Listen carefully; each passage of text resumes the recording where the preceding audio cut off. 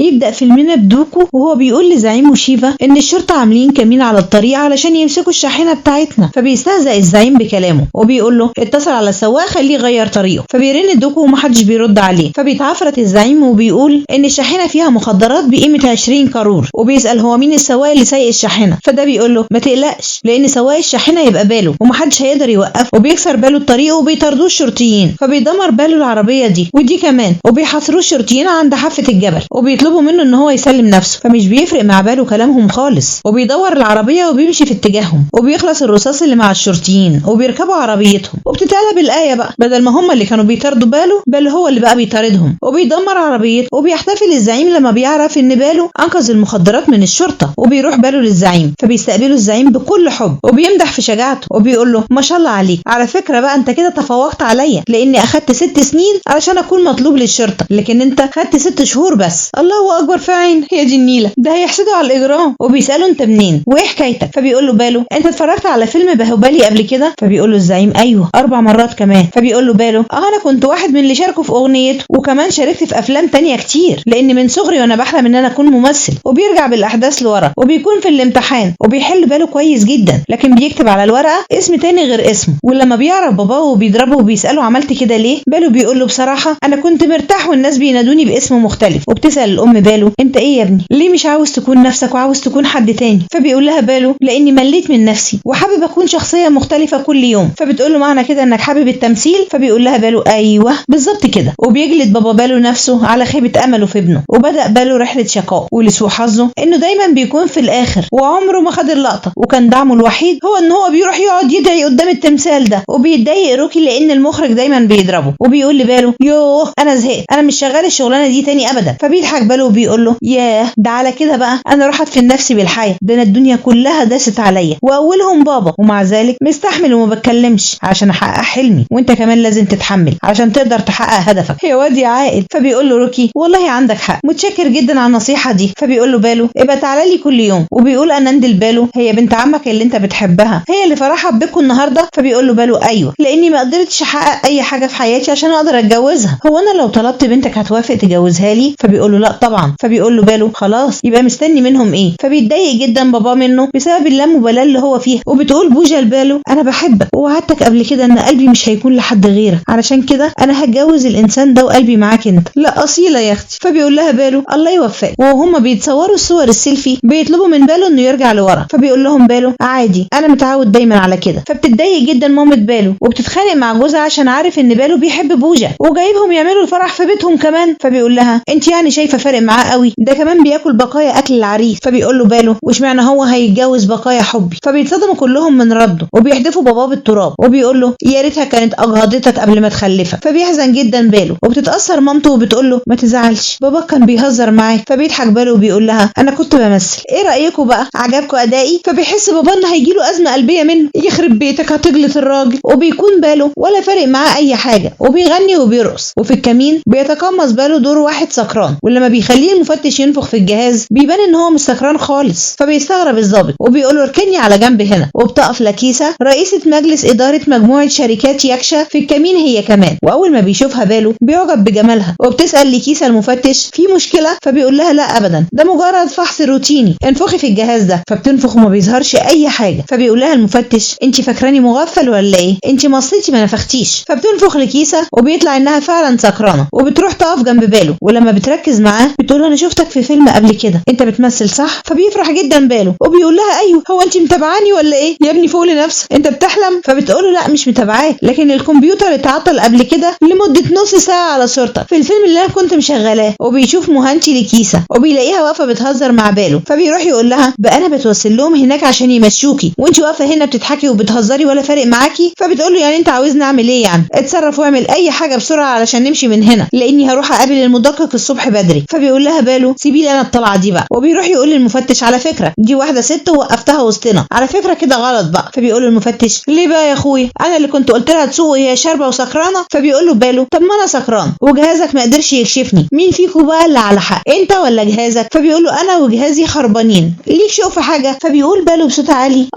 الجهاز خربان. فبيختفوا كل اللي المفتش كان ماسكهم وبيقف باله وهو رزين وعاقل كده وبيقول للمفتش على فكره انا مش سكران ولا حاجه انا ممثل ممثل وكنت بتدرب على دور في الفيلم. وبياخد لكيسة وبيختفوا هما كمان من قدامه، وبيقف المفتش في الاخر لوحده كده بالمنظر ده، وبيحكي باله لمامته عن لكيسة وبيقول لها انا هفضل وراها لحد ما تقع في حبي. فبيقول له بابا ابقى قابلني يا اخويا. وبيروح باله يحل لكيسة مشكلتها مع المدقق، فبتعجب لكيسة بذكائه جدا وبتعزمه على العشاء. وبيروح باله على عشاء بيت لكيسة وبيتعرف على اهلها وكلهم بيحبوه وبيطلبوا منه ان هو يقلد لهم بعض الممثلين. وفعلا باله بيقلد الممثلين باتقان وبيخليهم كلهم يرقصوا معاه. وبيقول باله لكيسة وهي بترقص في ودنها انا بحب، لكن هي ما بتاخدش بالها. ومهانتي بيكون مش طايق باله وبيديله فلوس وبيقول له يا ريت ما توريناش وشك تاني. فبيسالوا باله هما كلهم اتبسطوا؟ فبيقول له مهانتي ايوه يا اخويا اتبسط. فبيقول له باله خلاص خد بقى فلوسك دي، خد بقى فلوسك اهي دي اهم حاجه عندي. وتاني يوم باله بيروح يمثل دور مهرج، فبينادي المخرج عليه وبيقول له ارجع ورا. فبيقول له باله ما الكل لابس اقنعه اهو، هو انا يعني اللي هتعرف؟ وبتروح لكيسة لباله وبتعتذر له عن اللي عمها عمله معاه يعني. فبيقول لها باله يا ستي ولا يهمك، وبيعبر لها عن مشاعره. وبيقع بابا باله ورجله بتتكسر وبيروح على المستشفى وبيجري باله علشان يشوفه، وبيكون لابس لبس التصوير والكل بيستغربوا. والدكتور بيقول لهم ان هو مش هينفع يتحرك من السرير لمده 6 شهور. فبيتعصب جدا بابا باله وبيقول لهم ازاي انا مستحيل افضل في السرير الفتره دي كلها، امال مين اللي هيصرف على البيت ويسدد القرض؟ فبيهديه باله وبيقول له ارتاح انت، ومن هنا ورايح انا اللي هكون مسؤول عن البيت. وباله بيروح عند لكيسة وبيقول لها انت عرضتي عليا قبل كده ان اشتغل المساعد بتاعك، ودلوقتي انا جاي عشان اقول لك اني موافق. فبتفرح جدا لكيسة وبترحب بيه في شركتها. وبابا بلو بيفرح جدا ان ابنه اخيرا اتوظف وهيكون شخص مسؤول. ومهنتي بيكون هين عليه ان هو يقتله، وبيشتغل باله باجتهاد وبيبدا في حل مشكلات الشركه بكل سلاسه. وبتكون لكيسة مبسوطه منه جدا، وبيكون اناند ومراته متضايقين لان باله اتوظف وهياخد مرتب كبير وهيقدر باباه ان هو يسدد القرض اللي عليه. ولكيسة بتقرر انها تخلي باله هو المدير التنفيذي للشركه. وبيكون مهنتي معترض جدا طبعا، وبيروح يقول للعيله كلها. فبتقول له الجده طب وايه المشكله، ده كمان هيبقى سهرنا في المستقبل. فبيحس مهنتي ان هو هيجي له جلطه يا عين. وبعد ما بيتاقلم باله على شغله في الشركه وبينسى الممثل اللي جواه، بيروح لروكي وبيعرض عليه بطوله في فيلمه. فبيقول له باله انت جاي لي بعد ايه يا عم، انا دلوقتي خلاص بقالي وضعي هنا، اتفضل بقى امشي لان عندي اجتماع. وبتدخل السكرتيره وبتقول له الاجتماع اتاجل لمده ساعه. فبيقول له روكي ارجوك اسمع القصه دي وبعدها ابقى اخوك قرارك براحتك. فبيقول له باله اتفضل يا سيدي اشجيني. فبيقول له روكي انا كتبت القصه دي بعد مشاهده قصه حقيقيه حصلت في قريه اسمها كوتيا، كان فيها المزارعين بيكافحوا عشان لقمه عيشهم، بس راح لهم واحد مفتري جدا اسمه نيرو وقرر ان هو يستولى على ارضهم علشان يعمل عليها مشروع. ولما اعترضوا المزارعين حطهم في البير وولع فيهم وهم احياء، وما قدرش النظام ان هو يعمل له اي حاجه، والمفتش استقال. فبيقول له باله معنى كده اني هكون ضابط شرطه في القصه دي علشان اخلص عليه. فبيقول له روكي بالظبط كده، ايه رايك بقى هتقبل التحدي؟ فبتطلع روح الممثل اللي جوه باله وبيقول له ايوه هقبله. وبيصرخ بابا باله من غضبه لما بيعرف حرام عليك يا ابني هتجلط الراجل ده، وبيكون هيتجنن ازاي ابنه عايز يسيب وظيفه زي دي ويرجع للتمثيل تاني. وبيتخانق معاه وبيفضل يضرب فيه بكل غضب وبيقعد يندب بخته يا عيني. وبيقول له يا ريتني ما توسلت للدكتور ان هو ينقذ حياتك لما قال لي انك هتموت في بطن مامتك، يا ريتني سبتك تموت وارتحت منك. فبيقول له باله انت عامل لك فيلم كده ليه؟ لو على رجلك انا اتصلت على الدكتور وقال لي انك ممكن ترجع شغلك الشهر الجاي. فبيقول له انا عارف ان حالك عمره ما هيتصلح. وبيبدا يهدى شويه وبيقول له طب سيبك مني انا، لكيسة لما تعرف انك عاوز تسيب الشغل هتعمل ايه؟ فبيقول له باله طب ما هي فعلا عملت اسوأ من اللي انت عملته ده والله. فبيتغاظ منه باباه وبيرميه بره البيت، بره يا حيوان قبل ما تجلطه وتموته، وبيتبرى منه. وبيكون اناند فرحان فيه جدا وبيروح باله ياخد السيناريو من عند روكي وبيفضل يتدرب على الدور بتاعه. وبعد ما بيتقنه بيروح لروكي علشان يقوله انه جاهز، وبيلاقي روكي بيتفق مع ممثل تاني غيره علشان يعمل هو الدور. فبيتصدم، ولما بيحاول باله ان هو يفهم من روكي السبب، روكي بيقول له انا حر يا اخي وشايف ان هو انسب منك للشخصيه دي. فبيقول له باله ياه ده انا خسرت اهلي وحبيبتي ووظيفتي عشان الدور ده، ازاي انت تغدر بيا بعد كل ده؟ فبيقول له روكي خلاص بقى كل شيء نصيب واتفضل امشي بقى من هنا علشان اشوف شغلي. فبيحزن جدا باله وبيحس بالندم لانه ما سمعش كلام باباه، وبيروح يشرب في الكازينو والمعتاد بيغني وبيرقص علشان ينسى الامه. وبيروح يدافع على الكازينو وبيقول لمهيش نظف المكان ومشي الكل عشان الزعيم جاي، وبيقول لباله ارجع ورا. فبيتغاظ جدا باله وبيقول له هو في ايه بقى، انا هفضل طول عمري ارجع لورا ولا ايه؟ انا هتقدم ويبقى وريني بقى مين اللي هيقدر يوقفني. فبيقول له يا داف انت مجنون يا ابني انت،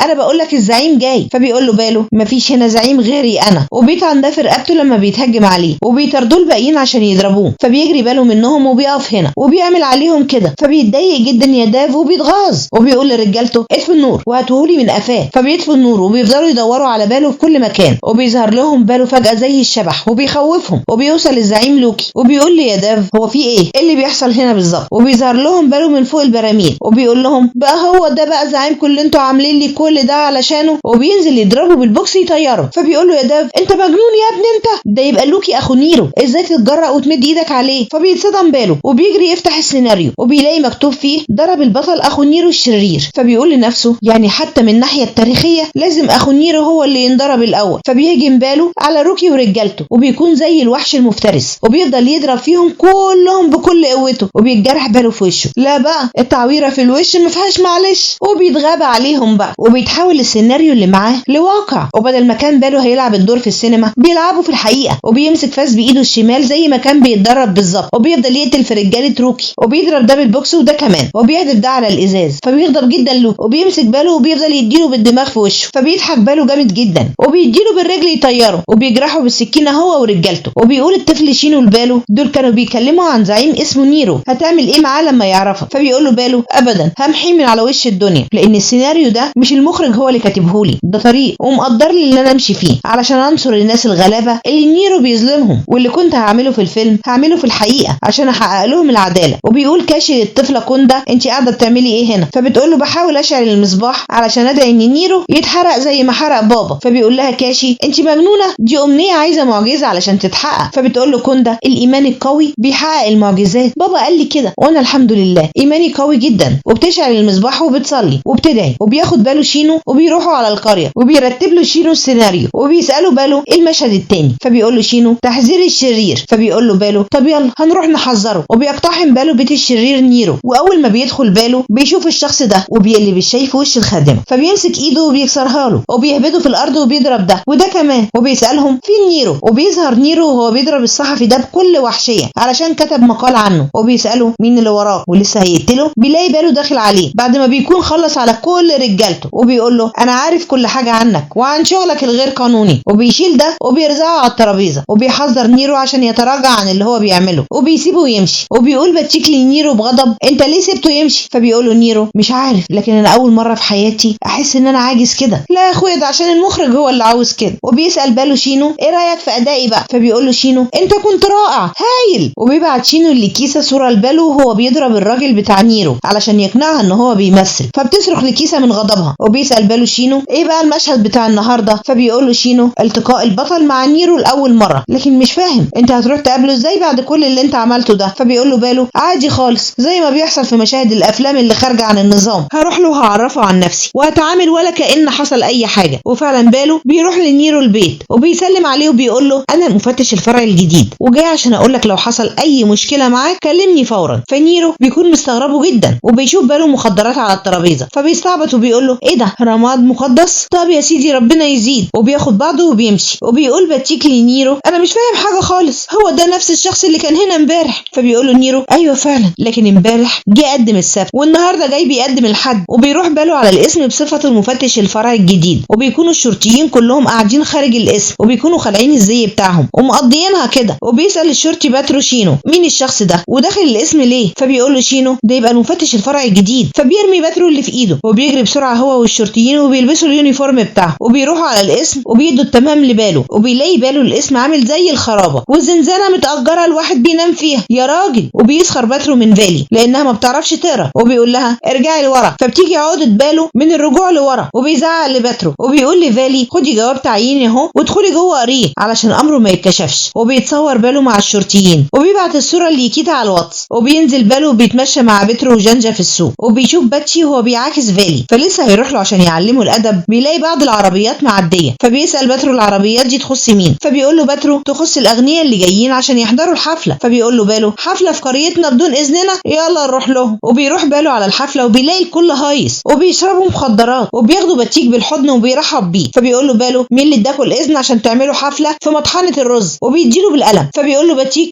نيرو اللي قال لنا نعملها وهو اللي وزع المخدرات دي. فبيغضب جدا باله وبيقول له الله هو مش انا حذرته مره؟ ده انا هروح له اطلع عينه. وبيتصل باتشيك على نيرو وبيقول له المفتش يا اخويا اللي كنت بتقول عليه صاحبك اهو جاي لك عشان يحذرك تاني، قابل بقى يا معلم. فبيستنى نيرو برجالته على الباب وبيروح باله على الاسم بدل ما يروح على بيت نيرو. ونيرو لما بيلاقي ان محدش جاله بيروح له هو برجالته على الاسم. ونيرو بيقول لباله انت ازاي تروح تضرب رجالتي في الحفله، وازاي تقول لهم انك هتروح تحذرني؟ فبيقول له باله الامر بسيط جدا، انا اول ما جيت على القريه رحت حذرتك، وبعدها رحت على الاسم، وبعدها رحت ضربت رجالتك في الحفله عشان بيشربوا مخدرات. عيد بقى ترتيب كل ده وانت هتلاقي ان مشهد التحذير اللي جه في البدايه كان غرضه واضح جدا. فبيحس نيرو بالارتباك وبيمشي، وبيفضل نيرو يفكر ويقول لباتيك انا واثق ان المدير العام هو اللي بعت باله على هنا وهو اللي بيدعمه. وبيسال باله شينو عن المشهد الجاي، فبيقول له شينو المفروض ان حبيبتك البطله تظهر وتغنوا وترقصوا مع بعض. فبيقول له باله اهو ده بقى صعب جدا انه يتحقق. فبيقول له شينو مفيش حاجه بعيده عن ربنا. وفي نفس الوقت لكيسه بترن عليه وبتعتذر لباله عن كل اللي عملته معاه، وبتلوم عليه لانه سابها ومشي، وبيتصالحوا وبيتحقق المشهد اللي اتكتب وبيغنوا وبيرقصوا مع بعض. وبالصدفه بيروح بيترو على بيت باله وبيكتشف ان هو ممثل مبتدئ مش مفتش زي ما قال لهم. فبيرجع بسرعه على الاسم وبيبص في جواب التعيين وبيتاكد ان هو فعلا خدعهم، وبيروح عشان يشتكي للمفوض. وبيعرف باله بالصدفه من جانجا ان باترو اكتشفه، فبيتصل باله على سيرين وصاحبه وبيقول له انت مديوني بكتابه امتحاناتك، هكر لي بقى موقع الوزاره وخلي اللي يدخل يتحقق من شخصيتي يكتشف ان انا مفتش حقيقي. فبيقول له سيرينو ماشي ابعت لي بصماتك بسرعه. وبيروح باترو وبيحكي للمفوض اللي حصل، وبيدخل على النت علشان يكتشف شخصيته الحقيقيه، وبيلاقي سيرينو ظبط له كل حاجه. وبيرجع باترو على الاسم وهو غضبان جدا وبيقول لفالي انا هموت واعرف مين اللي سرب لباله معلومه ان انا اكتشفته. فبيقول له جانجا، فبيجري باترو ورا جانجا علشان يضربه، لكن لسوء حظ باله ان تفاصيله بتاع تحت ايد المفتش بهاسكار اللي هو بتاع الكمين اللي كان بيبحث عنه بالصدفه. وبيربط بهاسكار باله وبيعذبه، وبيكشف بهاسكار شخصيه باله نيرو. وبيروح نيرو على الاسم وبيقول لباله بقى حته ممثل مبتدئ زيك يخدعني انا؟ فبيقول له باله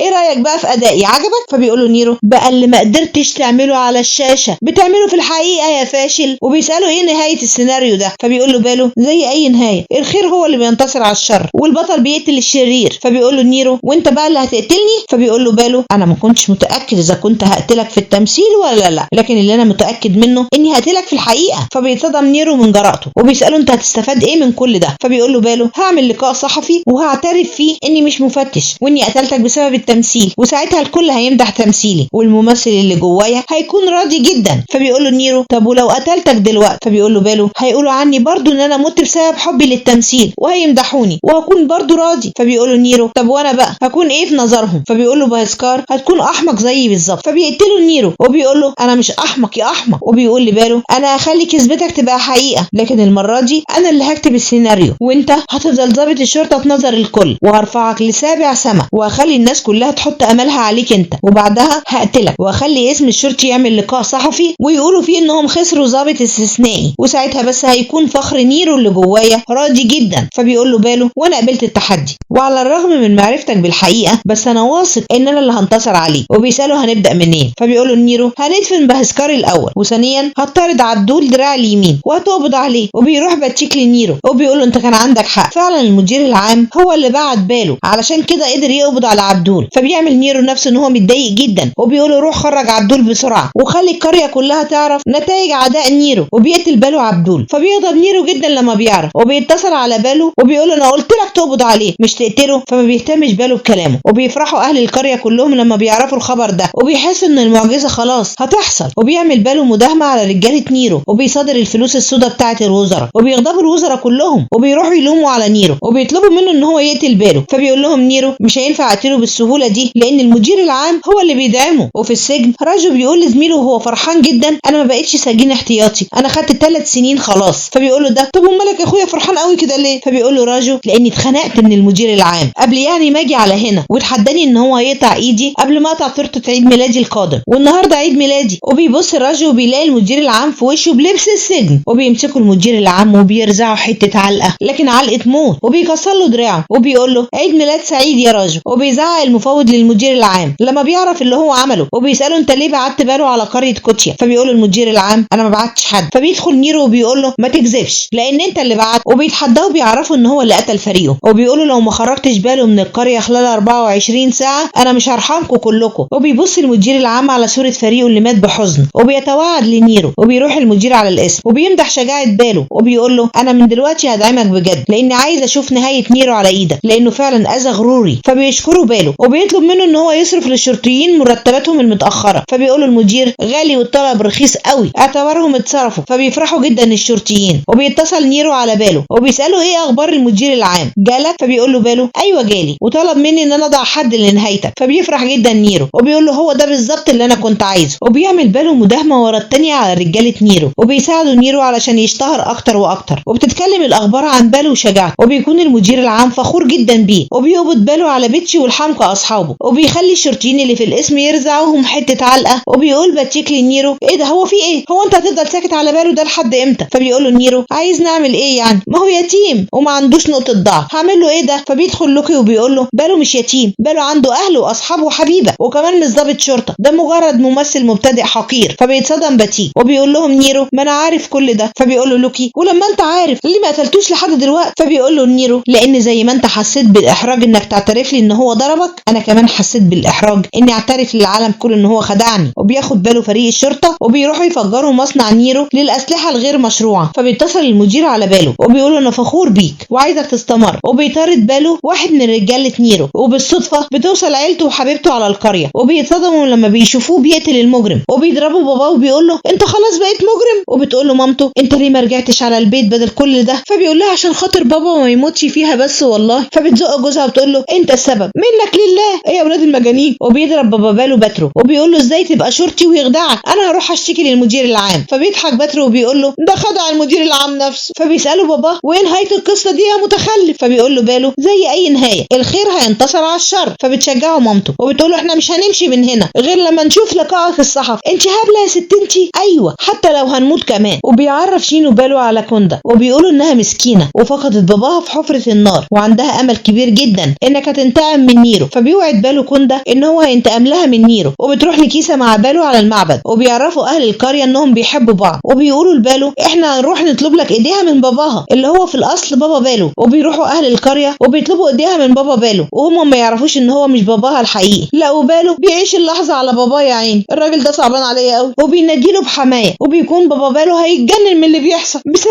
ابنه المتخلف ده وبيصرخ من غضبه. وبيحتفل باله مع لكيسه وبيغنوا وبيرقصوا. وبيتخانق الوزير مع نيرو وبيقول له انت بقيت ولا حاجه بالنسبه لباله ومعك 24 ساعه بس عشان تحل مشكلتك معاه والا بعدها ما تلومنيش بقى على اللي هعمله. وبيمشي وبيكون نيرو مبسوط جدا. فبيقول له لوكي اظن بقى كده انك رضيت غرورك بما فيه الكفايه، نقتله بقى. فبيقول له لا حدد معاه لقاء لحل وسط. وبيروح باله وبيقابل نيرو فبيطعنوا نيرو بالسكينه وبيقول له اللعبه خلص. وبيبعت نيرو فيديو للمدير العام وبيعرفه ان باله ممثل. وبيقول نيرو لباله انت عشت بلا قيمه وهتموت بلا قيمه. وبيرميه في البير وبتحس كوندا بباله وبتجري تروح تنادي عليه من البير وبتقول له قوم انت وعدتني انك هتقتله. وبتعيط. فبيقوم باله وبيروح لنيرو في الحفله اللي هو عاملها وبيفضل يقتل في رجالته بكل وحشيه وبيتخانق مع نيرو وبيضربوا بعض هما الاثنين وبيتعانوا بالسكينه. وبيوصل للمدير العام وبيضرب لوكي وباقي الرجاله بالنار وبيقبض عليه وبيضرب المدير باله بسبب خداعه ليه. فبيمسك ايده اللي فيها المسدس وبيخليه يقتل نيرو عشان يبقى انتصر البطل في النهايه على الشرير وبيسلم نفسه. وبيفرحوا اهل القريه بموت نيرو جدا وبيرموا جثته في البير وبيولعوا فيها. وبيقول المدير العام لباله زي ما انت استخدمت الاسم عشان تحقق رغبتك في التمثيل انا كمان هستخدمك. وبيطلب منه ان هو يدخل في عصابه شيفا ويلهيهم لمده ساعتين عشان يقدر يقبض عليه. وفعلا باله بيعمل كل ده وبتقدر الشرطه انها تحاصر شيفا هو وعصابته كمان وبيقبضوا عليهم كلهم. وبيقول شيفا لباله انا كان نفسي اقتلك لكن مع الاسف انا حبيت الممثل اللي جواه. وبيعفي المدير العام عن باله. ولحد هنا بيخلص فيلمنا. ويا ريت كل اخواتي يواظبوا على الصلاه في مواعيدها. ولو عجبكم الفيديو يا ريت ما تبخلوش علينا باللايك. ولو اول مره تتفرجوا علينا يا ريت تعملوا لنا اشتراك وتفعلوا الجرس عشان يوصلكم مننا كل جديد بنقدمه. وان شاء الله اللي جاي هيعجبكم اكتر واكتر.